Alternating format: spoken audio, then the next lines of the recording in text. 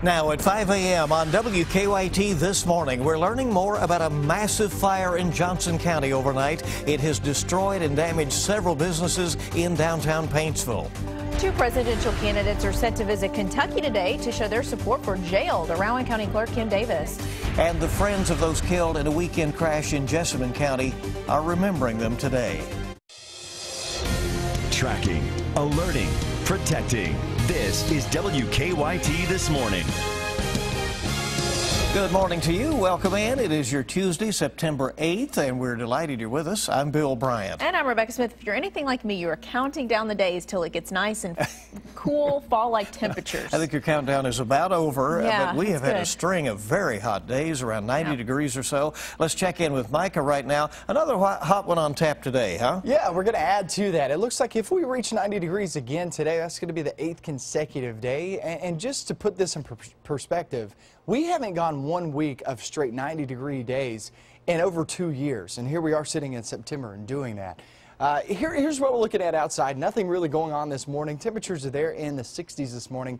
Then we'll finish off right there around 90 degrees once again with that slight chance of rain. Not everybody's going to see it, but if you do, you could get some heavy downpours. Focus of the forecast, 2 fronts coming up. I'll show you when you can expect one and also when you're going to expect some of those cooler temperatures filtering in, because they're 2 different fronts. I'll have that coming up in just a few minutes. Okay, see you then. Thank you. Well, happening today as Rowan County Clerk Kim Davis sits in a Carter County jail cell, her supporters plan on meeting her there at the jail in Grayson. And joining them will be 2 Republican candidates running in the presidential campaign. Both of them want to show that they are standing with the clerk in her fight to protect religious beliefs. WKYT's Mark Barber is live in our studio with a look at what to expect today. Mark? Good morning, Bill. Today, Republican presidential candidates Ted Cruz and Mike Huckabee plan to visit Kim Davis in jail, where her supporters protested over the holiday weekend. Protesters also gathered for several hours yesterday outside the home of U.S. District Judge David Bunning. They're urging him to release Davis. Kim Davis is unlawfully being held in jail right now and being prevented from doing her job. Judge Bunning sent the Rowan County clerk to jail last Thursday after she repeatedly defied his order to grant marriage licenses to same-sex couples. Davis says doing so is against her religious beliefs. Her attorneys have now filed an emergency motion that asks Kentucky Governor Steve Beshear to accommodate Davis's religious conviction and not force her to issue licenses to same-sex couples. One of her lawyers sees an easy solution. For the court or the state of Kentucky to remove Kim Davis's name off of the marriage licenses and to allow someone other than her to sign these licenses that do not bear her name. Now, after Davis was sent to jail last week, her assistant clerks started issuing licenses to same-sex couples. Supporters of same-sex marriage argue that Davis should do her job or resign. Now, Davis's attorney says that she spent the holiday weekend in isolation, reading her Bible, and is in good spirits. In the studio, Mark Barber, WKYT.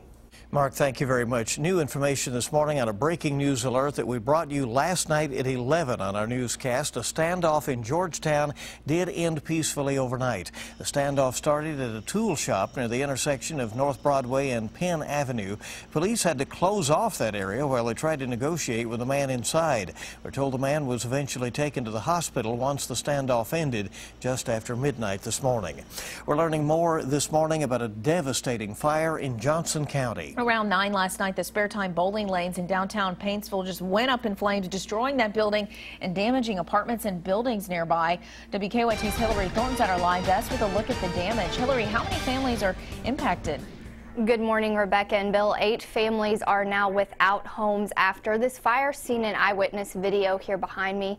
3 different fire departments battled the fire that started late last night at spare time bowling lanes. The fire quickly spread to nearby buildings on Broadway Street, destroying the bowling alley, a barber shop, other businesses, and the homes of those 8 families. Many living there call it a nightmare and say all they have left are the clothes they were wearing.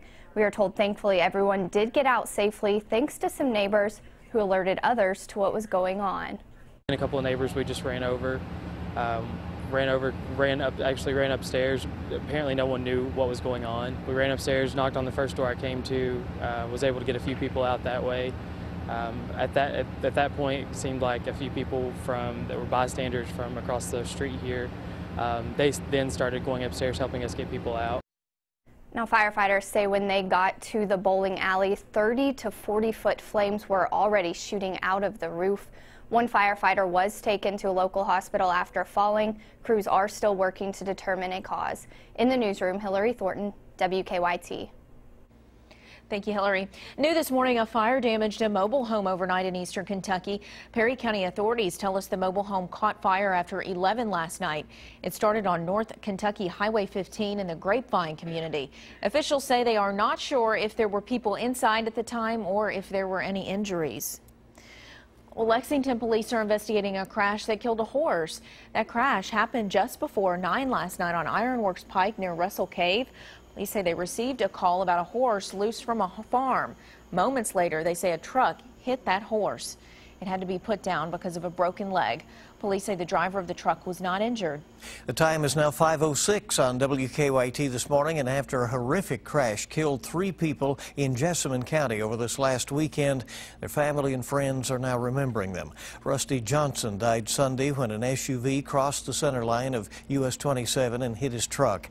Investigators say the daughter of Johnson's fiancée, 5-year-old Lauren Osland, also died, along with the driver of the SUV, 51-year-old Robbie Chaffins.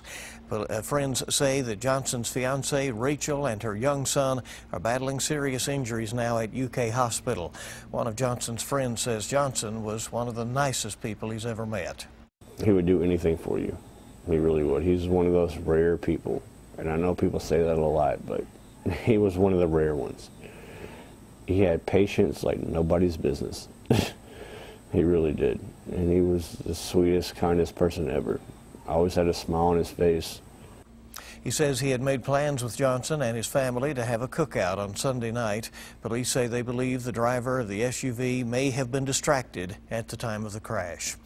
A man is recovering this morning after a shooting in Danville. Police say around 2:30 yesterday, a man walked up to them near the corner of South 3rd and Jacob Streets and said he had been shot nearby. Danville police say he had a gunshot wound to his left hand. The victim was taken to the Danville hospital for treatment. Police have not released any information about possible suspects or what they think led up to the shooting. Well, new this morning, a Madison County teacher facing a rape charge has resigned from her job. This is according to the Richmond Register. 24-year-old Brandy Whitaker is accused of having sex with a 16-year-old student. She was a biology teacher at Madison Southern High School. Whitaker's attorney says that the victim's father would like the case against her to be dropped. Happening today, a community will pay tribute to a mother and daughter who were murdered last year in Nelson County. Bardstown Elementary will dedicate their new playground to Kathy Netherland at 3 o'clock this afternoon. Netherland was a special education teacher at the school. She and her teenage daughter Samantha were both found dead in their home in April of 2014. Police have not arrested anyone yet in connection with the murders. 2 men have been injured after an ATV crash in Breathitt County. Jackson police say it happened late yesterday afternoon along Wolverine Road. They're still trying to figure out what led the men to crash. Police say one victim was airlifted to a hospital in Pikeville with serious head injuries. The others were taken to a hospital in Jackson. We are not sure of their conditions this morning. Well, the Scott County Board of Education will hold a public forum tonight to talk about the search for a new superintendent. The current superintendent, Patricia Putty, plans on retiring in June of next year. The forum will be at 7 tonight at Georgetown Middle School. School leaders hope to get input from the community about what parents are looking for in a new superintendent. All right, our time this morning coming up on 5:09, and it's terrific to have you along with us here on this Tuesday. WKYT This Morning is just getting started. The mystery surrounding the famous rock formation Stonehenge has grown by a sizable amount. I'll tell you what archaeologists have discovered after the weather. And we're looking at those temperatures outside this morning. 60s, 90s this afternoon. The storm chances, they'll be there this afternoon at a slight chance, but boy, do they increase in the days to come. I'll have that coming up next.